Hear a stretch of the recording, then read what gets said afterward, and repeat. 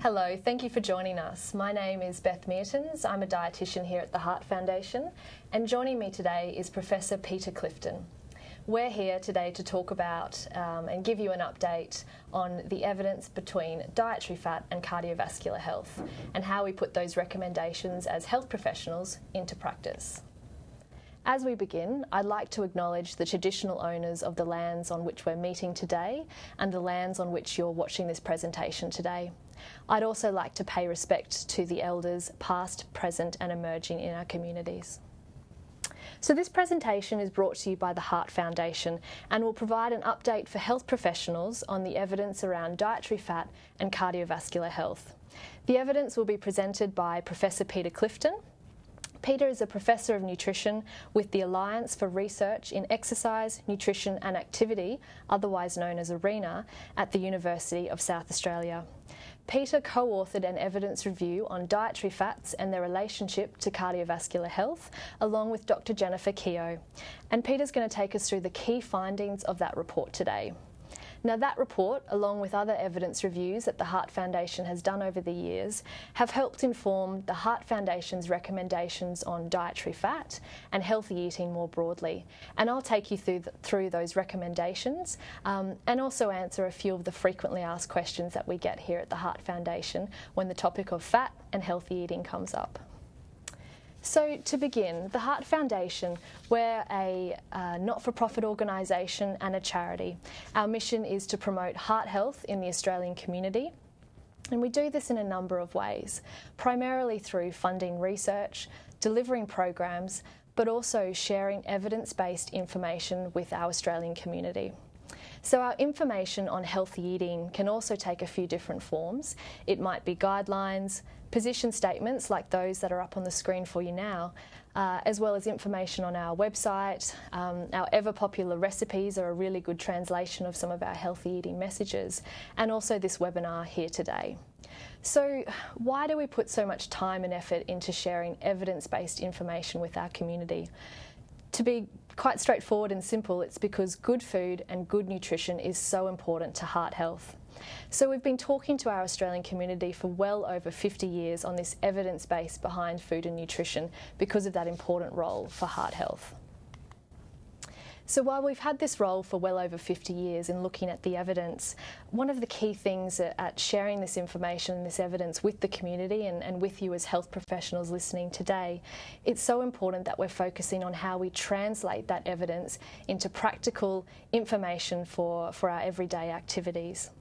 And I know everyone listening to this presentation today will be noddingly knowing about that important role of translation, because we know that our evidence and our recommendations are only as good as how we can translate them to the people around us. So as health professionals watching this today, your role in that is critical, and you do that in many different ways. It might be the conversations by the bedside or in your clinic, giving presentations to groups, writing papers, and many of the other things that you do. From a Heart Foundation perspective, the translation role that we take is to summarise all the evidence we have on healthy eating, and we've done this into 5 healthy eating principles which are up on your screen right now. I guess what I would say is don't be deceived by the simplicity of these principles. We've made them simple so that they can be usable, but what sits behind them is a great deal of evidence on not only dietary fat and other nutrients like carbohydrates and sodium, but also the wider evidence base on healthy eating patterns and dietary patterns more broadly. A bit later on, I'll demonstrate how these healthy eating principles help to put in practice what we know from the evidence about dietary fats. So on to that evidence. One of the reasons that we have the 5 healthy eating principles is because of a recognition of the broader evidence base around eating patterns, and that it's not one nutrient and not one type of food that contributes to cardiovascular health. It's the eating pattern more broadly. Within that eating pattern, we do know, however, that the type of fat and the type of carbohydrate is really important for heart health. So from the Heart Foundation's perspective, we decided to do some more work in the relationship between dietary fat and what it means for cardiovascular health. So we commissioned a review through the Sachs Institute to look at this relationship. And that review was completed by Professor Peter Clifton and Dr. Jennifer Keogh. So I'll hand over to Peter now to take us through those key findings and help explain that relationship between the evidence for dietary fat and cardiovascular health. Thank you, Peter. Thanks for that introduction, Beth. So really, since 2010, the evidence in relation to fat and heart disease has been questioned very strongly, so it's left the public very confused. So that first paper, which I'll describe in the next slide, came from Siri Torino from Ron Krause's group, and there's been other negative ones since then. And what it appeared to suggest is that saturated fat is not worse than total carbohydrate for cardiac events and deaths in meta-analyses of cohort studies. And also, further meta-analysis of dietary fat intervention studies suggest there was no benefit to reducing saturated fat and replacing it with polyunsaturated fat without actually having some additional short-chain N3 fats in it. So that's the background to the confusion. Now, I'll go through in some detail about the evidence, and the evidence is very mixed and very conflicting. So you can see there have been 67 meta-analyses of fat and heart disease, both in primary and secondary prevention since 2009. So it's been a large evidence base, mostly going over the same evidence, but with different selection criteria for choosing the studies. So for this particular review, I've chosen 25. And I've also added some large primary studies that haven't been included in these meta-analyses, such as the PURE study, which just came out recently. And I didn't focus on fish oil because the Heart Foundation has published one in 2015. And this particular analysis is now available online in MCD. So if we go back to the Siri Torino one, which caused so much problem. So there's 16 cohorts of primary prevention, basically looking at how much saturated fat people ate versus their events in terms of heart attacks, both fatal and total. Now, 6 out of the 16 adjusted for total cholesterol or LDL, which means they're adjusting out the effect of saturated fat. So part of the mechanism of saturated fat is putting up LDL. So if you adjust for that, you'll weaken the relationship between saturated fat and heart disease. Most of the time in the 16 cohorts, it was a relationship between saturated fat swapped for carbohydrate of any sort. But there were 6 adjusted for other fats. So in addition, there was some adjustment for whether they swapped for poly or swapped for mono. So what they found was that from the highest saturated fat intake to the lowest, there was a 7% increase in heart disease risk, which was not significant, p.22. And there was significant heterogeneity, so some studies were positive and some were negative. If you look at the study in detail, a 10% saturated fat difference, which is about the difference between the top and bottom intakes, quartiles or quintiles or tertiles, and every study was different, is about 0.3 millimole difference in LDL, which would translate into a 7 to 8% difference in disease risk. So you can see the expected change was actually found in the paper, but it wasn't significant because of the heterogeneity. So saturated fat by itself, swapping for carbohydrate, does not change your risk very much. So LDL has only changed a small degree.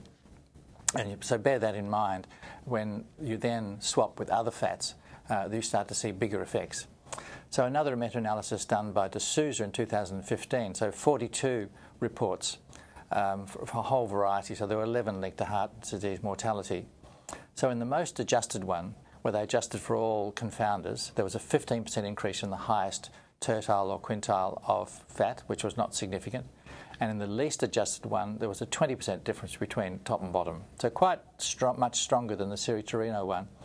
And the least adjusted one was significant. So the paper that had the events rather than just the mortality, the risk ratio was 1.06 to 1.115. So it was just significant. But in theory, one should take the most adjusted because you try to look at the relationship between fat and events without with all the confounders adjusted for. So probably the answer from D'Souza is no relationship, similar to Siri Torino. And they actually added 3 new studies, new cohorts that weren't in the Siri Torino one. Then a large study from Chowdhury from Cambridge in 2014, which had 20 studies in it. There was a 2% increase compared with carbohydrate for saturated fat. It had 10,518 events, so quite a lot of events. But there was absolutely no significant difference when you swapped saturated fat with carbohydrate. There was a difference between trans fats. So when you had a big intake of trans fats, there was a 16% increase in events, and these were looking at tertiles. So they converted all intake data from all of the cohort studies to tertiles. So they required a bit of mathematical manipulation. And unfortunately, in the paper, they had 7 arithmetic errors in their risk estimates. in the abstract, which they had to correct later on. So I think one could be a little bit suspicious about the quality of the whole data in the Chowdhury paper, especially as they had a lot of manipulation of the data to get everything into tertiles. If we actually look at trans again, Bensden looked at trans totally and without any other saturated fat, and found that in 8 studies there was a 22% increase for events and a 24% increase in deaths. So trans, in all of the studies that looked at it, are quite convincingly associated with increased events and increased deaths from heart disease.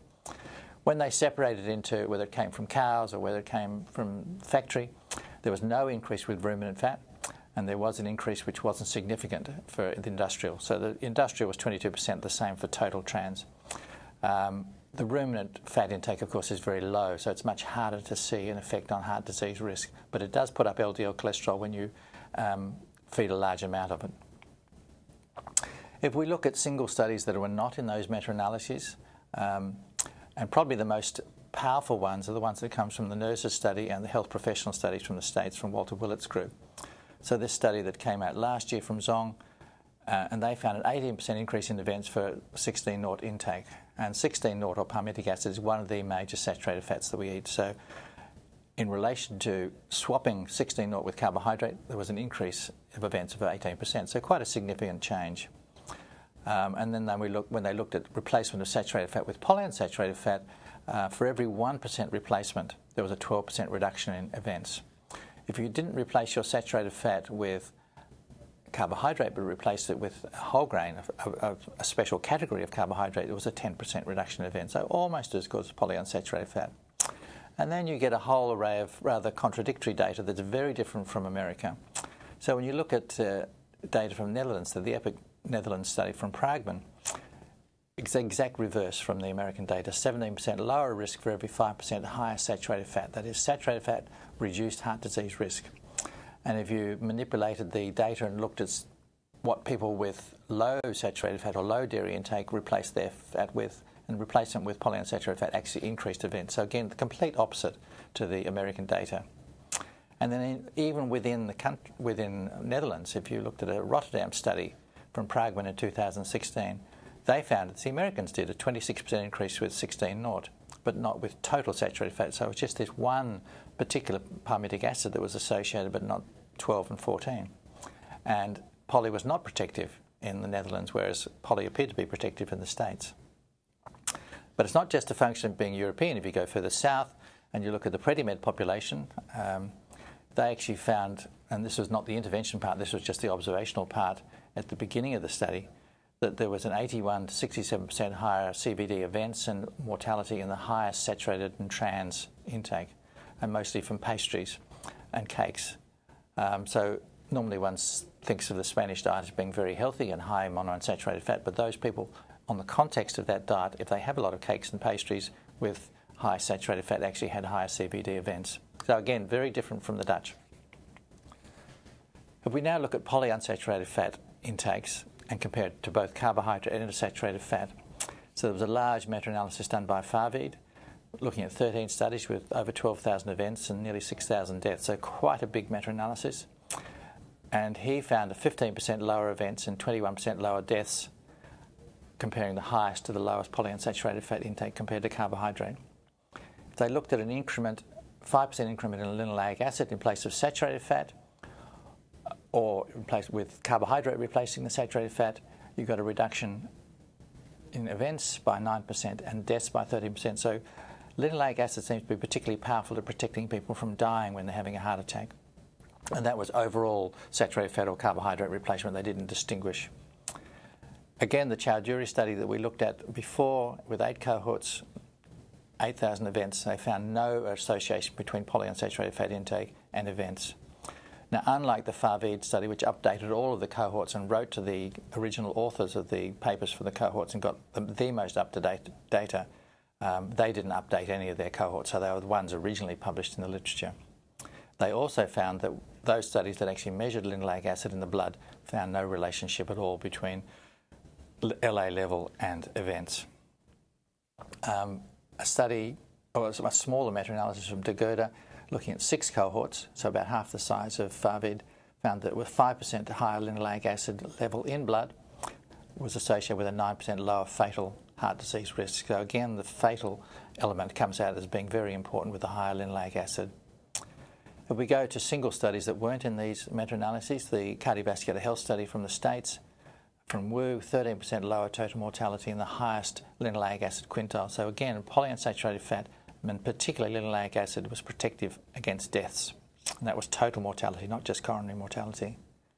Now, if we look at the PURE study, which came out this year, which was a worldwide study, but mostly focused on Southeast Asia and Central Asia, they found there was a 20% lower total mortality in the highest quintile of linoleic acid intake.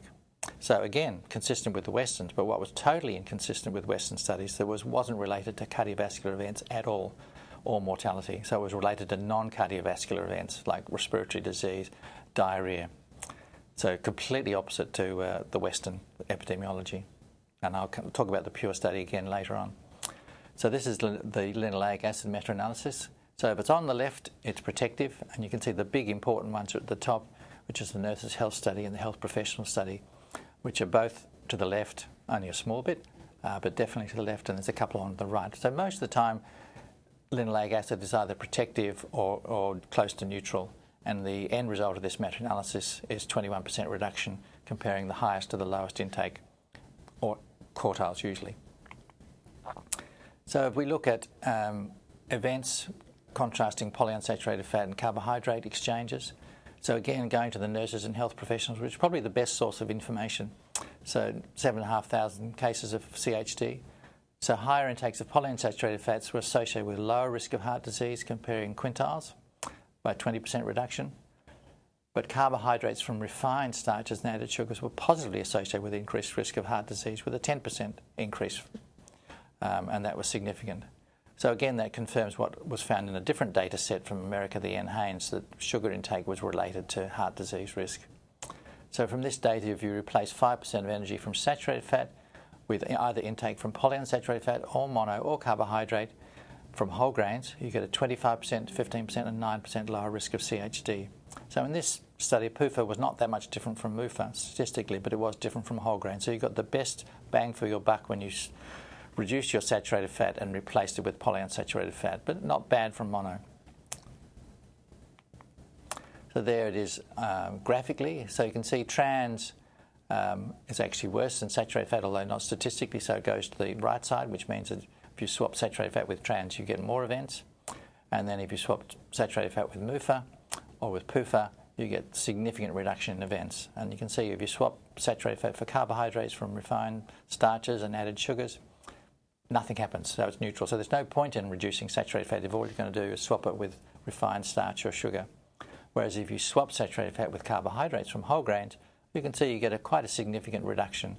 Not quite as good as the fat ones, but not bad.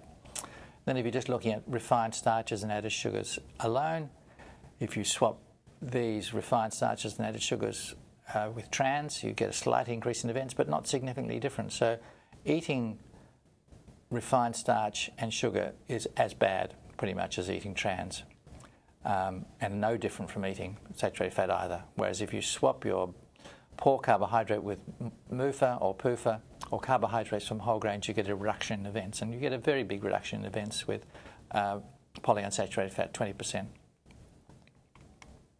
So if we look at mortality rather than events, so another paper from Wang, again from the nurses and health professional study, 33,000 deaths. So there was a 16% reduction in total mortality across quintiles of total fat. So that means as your fat intake went up, your mortality went down. So that was total fat, which obviously includes poly and mono as well as saturated fat. If you just looked at saturated fat alone, there was actually an 8% increase in total mortality. So increasing saturated fat in comparison to carbohydrate, the death rate was higher. And if you looked at trans, it was a 16% increase, so that was worse than saturated fat. So total fat certainly decreases your total mortality, but saturated fat increases total mortality. So then if you replace 5% of energy from saturated fat with polyunsaturated fat and monounsaturated fat, you get reductions in total mortality of 27%. So this is very, very significant. So you also get that similar kind of number of heart attacks, but this is total mortality for 5% of reduction, and move for about half that, 13%. And then the CVD mortality from replacing 5% of energy from saturated fat with PUFA with 28%, so fairly similar. So not just deaths from CVD, but also deaths from other diseases, and I'll show you that in the next slide. If you look at the PURE study again, there was a 23% reduction in total mortality across quintiles, and there was no difference between saturated fat, monounsaturated fat, and polyunsaturated fat, and again, no effect on CVD mortality. It's all on non-CVD. So it basically means that when you're poor and you're predominantly having rice with little fat and little protein, you have very high event rates and a high mortality. And if you have any fat or any extra protein replacing that carbohydrate, your mortality goes down. So I think the mortality rate reflects poor health and poor health care, and the biggest contributors were India and Bangladesh and Africa. So I don't think it says anything about what happens to fat and carbohydrate in Western countries. So it reflects their health status. So this is the Wang study looking at mortality. So total mortality, unsaturated fat reduces total mortality, monounsaturated fat reduces it, polyunsaturated fat reduces it. This is it for replacement of carbohydrate. Trans increases it, and omega-6 and omega-3 reduce it. And it's pretty similar when you just look at cardiovascular mortality. Cancer mortality, there's certainly a little effect of unsaturated fat, total unsaturated fat, which goes against the feeling that people have had for many years, is that unsaturated fat tends to increase cancer incidence and mortality. In this data set, polyunsaturated fats were actually associated with a reduced mortality from cancer, somewhere of the order of 12 to 14%. But the interesting thing to me, if you look at neurodegenerative disease mortality, Alzheimer's, Parkinson's disease, unsaturated fat is protective. So you die at a lower rate when you have monounsaturated fat or polyunsaturated fat, so that fits with the Mediterranean epidemiology. Trans fat increases it. Omega-6 fats specifically have no effect on it, but omega-3 fats are quite powerful, at 0.3% of energy. You can see they're quite a dramatic reduction in mortality from neurodegenerative disease. So that's quite interesting information and relatively novel.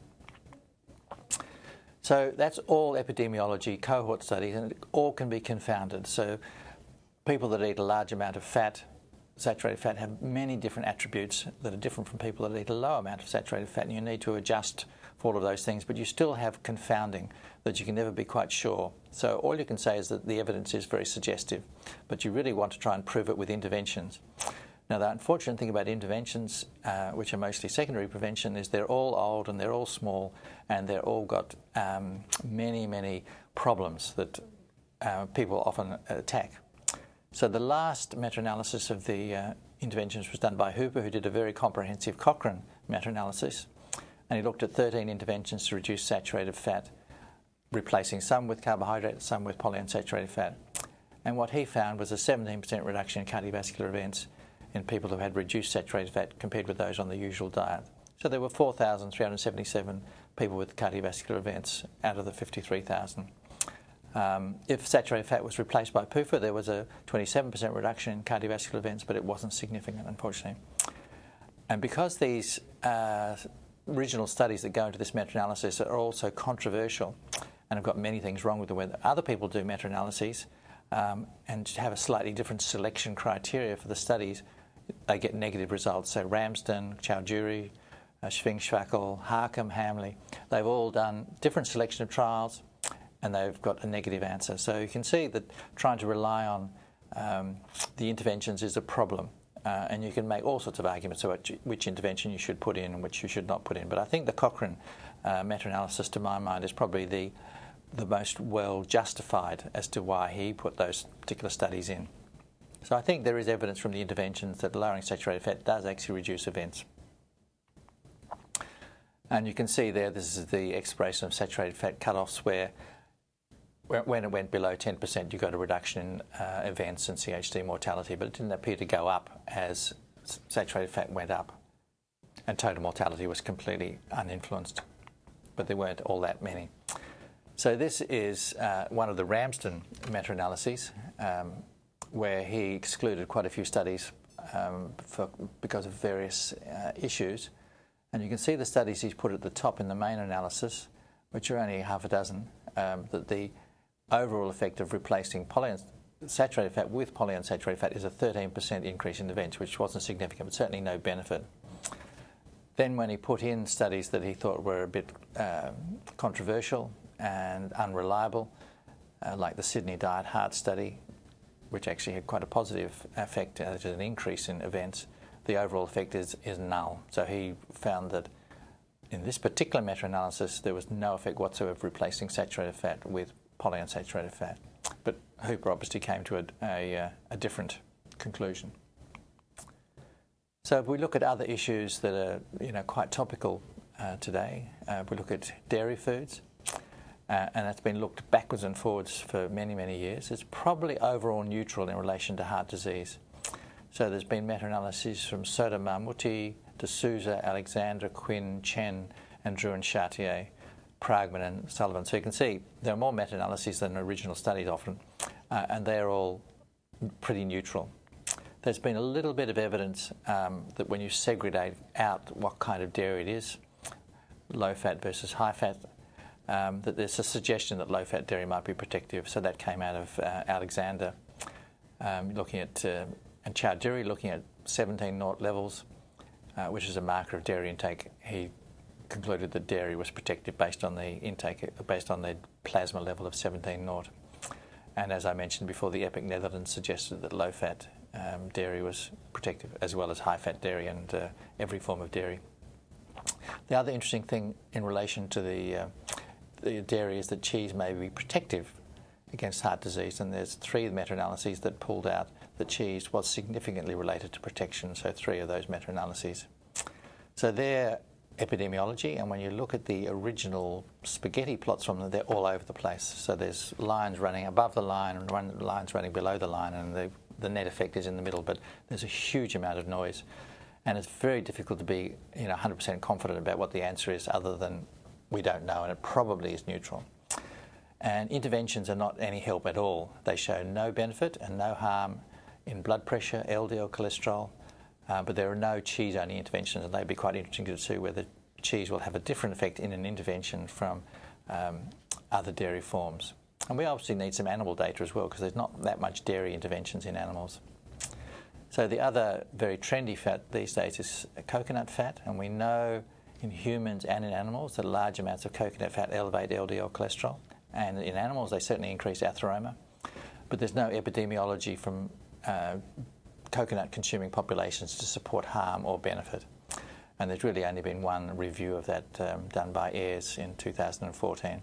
So I think the answer is, in terms of coconut fat, in general we don't eat much of it, and we don't eat enough to actually have any effect on LDL cholesterol. But moderation is advised. So if you suddenly become a coconut lover, don't go and have 20 or 30 grams of coconut fat per day, because it will definitely put up your LDL cholesterol. There's no doubt about that. So the conclusions. So I think the nurses and the health professional study provide the best evidence, rather than the meta-analyses. Although the meta-analyses have more studies, they're only as good as the studies that make them up. And the good thing about the nurses and health professional studies is that they've had repeated food frequency questionnaires every 2 to 3 years, so there are estimates of the diet done 10 or 15 times, and they've got long follow-up, 20 or 25 years, and most of the other cohort studies don't have that length of follow-up. So they've concluded that saturated fat and poor quality carbohydrate have a similar risk for heart disease, so there's no point in stopping saturated fat and replacing it with white bread, say. Whereas polyunsaturated fat and high quality carbohydrate are protective, both in themselves and also in exchange for saturated fat. So you can reduce CVD and total mortality by up to 28% when you reduce saturated fat and replace it with polyunsaturated fat. We certainly need more data for cheese and for coconut fat from interventions, and certainly I've done some dairy interventions and found really a very neutral effect. So we need a lot more data to be certain about what those components do. So now it's back to Beth. Thank you, Peter. Thank you for taking us through that, all that evidence and what that relationship is. It's certainly a very interesting and quite a few shades of grey in some of the data there. A lot of shades of grey. It's very messy data. That's right. Absolutely. Thank you so much, right. Peter. So what I'll do now is I'll take us through the Heart Foundation's recommendations about fat and what that means for healthy eating based on this evidence that Peter's taken us through today. So just recently we have released a position statement on dietary fat and heart-healthy eating, and this is really a summary of that evidence that Peter has taken us through, as well as some other key reports from the Heart Foundation in that area of fat.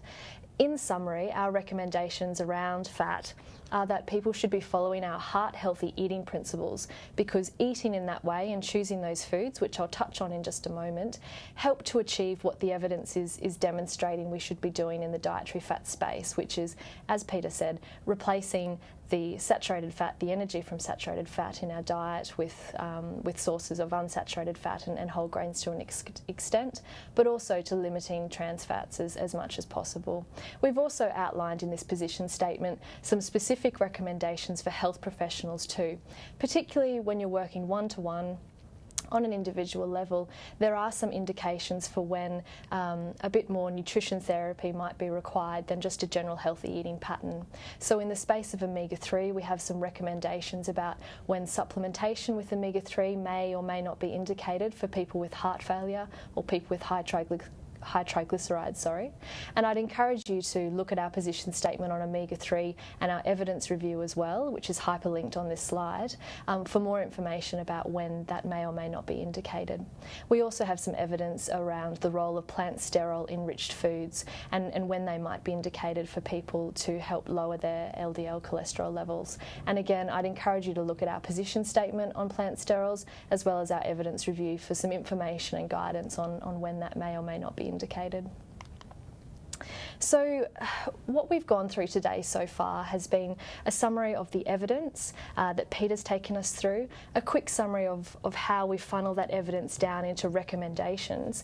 But as I mentioned before, our evidence and our recommendations are only as good as how we can translate them to the people that we work with and to our community. As I mentioned before, the Heart Foundation has our heart healthy eating principles, which help to put this evidence into practice. What I might do now is just briefly go through those healthy eating principles and how the foods within those principles help achieve what the evidence is telling us around dietary fat. So in particular, our second principle around choosing a variety of healthy protein sources helps to introduce foods across the entire healthy eating pattern that can help align with what that evidence shows us around dietary fats. So for example, including fish 2 to 3 times a week, including nuts and seeds regularly across the eating pattern, helps to introduce sources of monounsaturated fats, polyunsaturated fats, both omega-3 and omega-6. Whereas making some changes to include legume-based meals 2 to 3 times per week, and if people choose meat, game or poultry, to be removing the fat and skin, helps to limit the total saturated and trans fat intake across the whole eating pattern. In the area of milk, cheese and yoghurt, we recommend that people choose reduced fat and unflavoured varieties, just because across the whole diet it helps to limit total saturated and trans fat and free sugars, but milk, cheese and yoghurt can certainly feature in a healthy eating pattern. And lastly, our principle around including those healthy fat foods, which are foods like olives, avocados, nuts and seeds and their oils, including things like canola oil and olive oil, of course, helps to introduce sources of unsaturated fats into our diet. From a translation point of view, well, I guess in looking at these healthy eating principles, they're not groundbreaking, they're not rocket science, they're not completely new and different, but I think what's really important is from a translation point of view, what we've brought together here is that rather than leading with a message that people need to eat less saturated fat or less trans fat or more unsaturated fat without actually saying what that involves, these healthy eating principles, they lead with the message first and foremost, these are the foods that you should be including regularly in your healthy eating pattern, and by eating and choosing these foods, you're helping contribute those important unsaturated fats, those important whole grain carbohydrates to your diet, and helping to limit total and saturated trans fat. I'd encourage you to have a look on our website for our webinar about dietary patterns and our evidence report and our position statement, because that outlines a bit more information about how we've developed these principles, but also that really important evidence base about the whole eating pattern, being most important for cardiovascular health, not one particular nutrient and not one particular food. I'd also encourage you to have a closer look at our heart healthy eating principles, and if you're not already, I know many health professionals already are, consider talking to your clients and your patients and your community in terms of these foods rather than leading with that message up front around reducing saturated fat or trans fat. It can be really constructive to be talking to people about the foods they should be including and that the whole eating pattern counts, not just one particular food or one particular nutrient. So we're getting to the end of our presentation today, and I'd like to thank you for staying with us as long as you have. I thought I might finish on answering a couple of the frequently asked questions that we get asked here at the Heart Foundation, and we know in talking to many of our health professionals that we work with every day that many people get questions like this. Of course, reading the evidence review that Peter's taken you through, so reading the full evidence review, which is available on our website, as well as our position statement, will give you the information to equip you to answer these questions, but it can always be helpful to have that summary of evidence in front of you and hear about how other people answer some of these frequently asked questions and what our opinion here at the Heart Foundation is on these topics. So our three questions are, is butter back? Should I cook with coconut oil? And what about dairy? So on the topic of is butter back, when we get asked this question, our answer, in short, is no. What we know based on the evidence is that there's no evidence to show that the consumption of butter promotes heart health, and we should really look at that evidence compared to the stark contrast with the ample evidence that exists for the unsaturated fats that Peter has taken us through, as well as the evidence for including foods like avocados, olives, nuts and seeds in their oil, so using olive oil and canola oil in cooking. In a nutshell, the answer to this question is that butter, if chosen, should be consumed only sometimes and in small amounts or not at all. And choosing plant-based oils like olive, canola, nut and seed oils in place of fats like butter and lard is a recommended strategy for heart health. Our second question is about coconut oil, and we certainly get asked this question a lot. The question is usually, should I add coconut oil to my diet to make it healthier? Again, in short, the answer is no. There's no strong evidence to support the consumption of coconut oil for heart health, and we've included a couple of references and reports which gives a bit more background why that evidence just isn't there to use coconut oil as a cooking fat. So, in summary, adding coconut oil to a healthy eating pattern certainly doesn't make it healthier. Coconut oil is something like butter. It should be something to choose only sometime and in small amounts, if at all. And plant-based oils like olive and canola should certainly be your main cooking fat. Lastly, what about dairy? So in short, the answer to that question is, and as we've seen from the evidence from Peter, milk, cheese and yoghurt, they can be included as healthy snacks, and certainly in preference to what many Australians are snacking on at the moment, which is discretionary food, so biscuits, cakes, pastries and takeaway foods.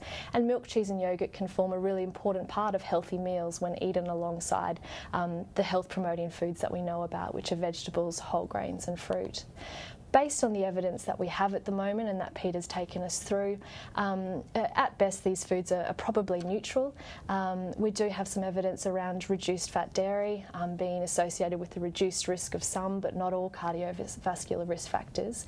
But we also have that evidence that eating less dairy fat and less saturated fat in favour of sources of unsaturated fat, so those are the oils like olive and canola, using nuts and seeds regularly, including fish in the diet, making those changes are associated with a reduced risk of heart disease. The evidence more broadly around dietary patterns also demonstrates that there's many healthy eating patterns, but not all of them, that include milk, cheese and yoghurt regularly, so they can be certainly included in a healthy eating pattern. The Heart Foundation's recommendation is that we choose reduced fat and unflavoured varieties as a healthier option.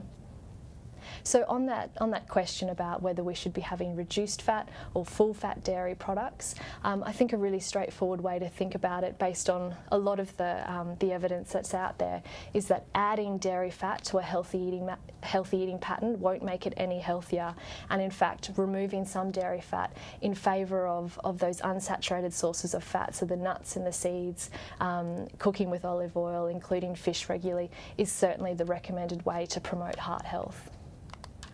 So we've reached the end of our presentation. I'd just like to firstly turn to thank Professor Peter Clifton. It's a pleasure, Beth. Thank you so much for being here today and helping us kind of work through this murky area of dietary fats. Yes, it's a very controversial area. It certainly is. Everybody has an opinion, and some people have very strong voices. They certainly do. Yes. It's great to have your voice here with All us right, today. Thanks. Thank you everyone for joining online. It's been fantastic to have you on board. I'd really encourage you to take a closer look at some of the information on our website. We do have information for the community on our healthy eating web pages. We also have a lot of resources for yourselves, for health professionals. So as I mentioned before, we have the Dietary Patterns webinar. We also have our position statements and evidence reviews available on our website. So that includes the evidence review that Peter has taken us through on dietary fats and cardiovascular health, as well as other evidence reviews on dietary patterns and cardiovascular health, omega-3, plant sterols.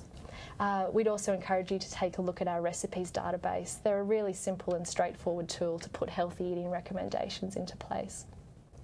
If you ever have any questions, or your patients or your clients have questions about heart health, please get in contact with us. Call us on the Heart Foundation helpline. It's 13 11 12, and you can speak with a heart health professional about any questions that you may have. And I'd also like to say that the slides that I've spoken through today, including the links to the key reports and resources, will be available on our website, so you can download those resources and have a closer read for yourselves. Thank you very much for joining us.